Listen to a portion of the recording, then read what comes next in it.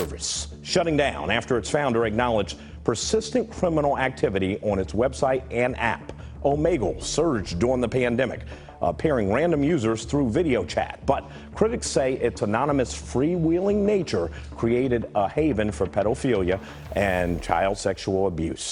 एक 18 साल के बच्चे ने 2009 में एक ऐसी साइट लॉन्च करी जिसके with in a month 1.5 lakh से ज्यादा पर डे व्यूज आने लगे। तो ये साइट थी ओमेगल, एंड ओमेगल एक वेब बेस्ड चैट प्लेटफॉर्म था जहां पे आप जाके रैंडमली एनोनिमसली किसी से भी चैट कर सकते थे and you were allowed to switch that person. तो ये बेसिकली ओमेगल था। एंड अगर आप और जानना चाहते हो ओमेगल के बारे में तो बता देना कमेंट सेक्शन में, पूरा एक वीडियो बना दूंगा ओमेगल पे। बट ऑलमोस्ट सभी लोगों को पता है एग्जैक्टली ओमेगल है क्या। तो ओमेगल बेसिकली सोशलाइज करने में लोगों को हेल्प करता था एंड रैंडमली किसी को भी किसी से पेयर कर देता था and they can chat with each other. लेकिन ऐसा क्या हुआ कि 14 साल सक्सेसफुली रन करने के बाद ओमेगल के फाउंडर को वो स्टार्टअप या वो वेबसाइट बंद करनी पड़ी। तो चलिए जानते हैं 3 चीजें इस वीडियो में। First, exactly what happened with Omegle, why the founder of Omegle has to shut down all the operations and what we can learn from this story. तो ये 3 चीजें मैं डिस्कस करने वाला हूँ आगे इस वीडियो में। Before moving forward, just subscribe, like, share. अगर ऐसे टाइप के वीडियोस और देखना चाहते हो तो कर दो प्लीज, मेरे को भी हेल्प होगी। The rise and fall of Omegle. To truly understand this good bye we have to acknowledge the roots of Omegle. So in 2009 Omegle was launched and लोग बहुत ज़्यादा अप्रिशिएट कर रहे थे इस प्लेटफॉर्म को बिकॉज कोई भी किसी से भी कनेक्ट हो पा रहा था just by clicking on a button. So it quickly became the favorite hub of those who are looking for a quick conversation or a spontaneous or anonymous conversation. Basically introverts के लिए बहुत तगड़ा platform बन गया था।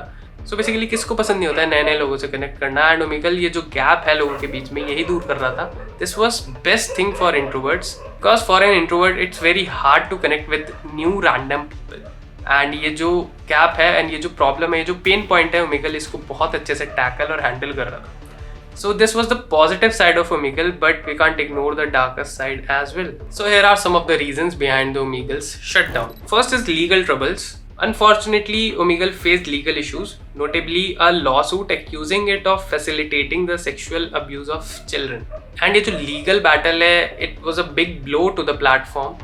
जिससे काफी users कम भी हो गए थे। And the second reason is misuse of the platform. तो जो फाउंडर हैं के ब्रूक्स, उन्होंने खुद से बोला it was not sustainable financially as well as psychologically, तो जिसकी वजह से प्लेटफॉर्म को काफी स्ट्रगल करना पड़ा था एंड वो ऑनलाइन अब्यूजिंग से कोप नहीं कर पा रहा था, जिसकी वजह से डाउनफॉल भी हुआ। And the third is band by other platforms. तो टिकटॉक जैसे बड़े प्लेटफॉर्म्स ने ओमेगल्स के लिंक शेयर करना बैन कर दिया था because of this paedophilia and miss use of everything, जिसकी वजह से बहुत सेटबैक्स आए प्लेटफॉर्म के लिए एंड बहुत सारे यूजर्स भी कम हो गए just because of these straight facts. The upside and downside of Omegle, लोगों को मौका दे रहा था नए नए कल्चर्स एक्सप्लोर करने का, नए नए लोगों को एक्सप्लोर करने का एंड नए नए लोगों की पर्सनैलिटीज़ को एक्सप्लोर करने का, जिससे एक इंसान बहुत कुछ सीखता है अलग अलग लोगों से बात करके। But obviously we can't ignore the darker side of Omegle, जिसमें 50 से ज़्यादा पीडोफिलिया के and sexual abuse के cases दर्ज हुए थे globally. Haley Shell's family directly blames that website for linking their daughter up with this man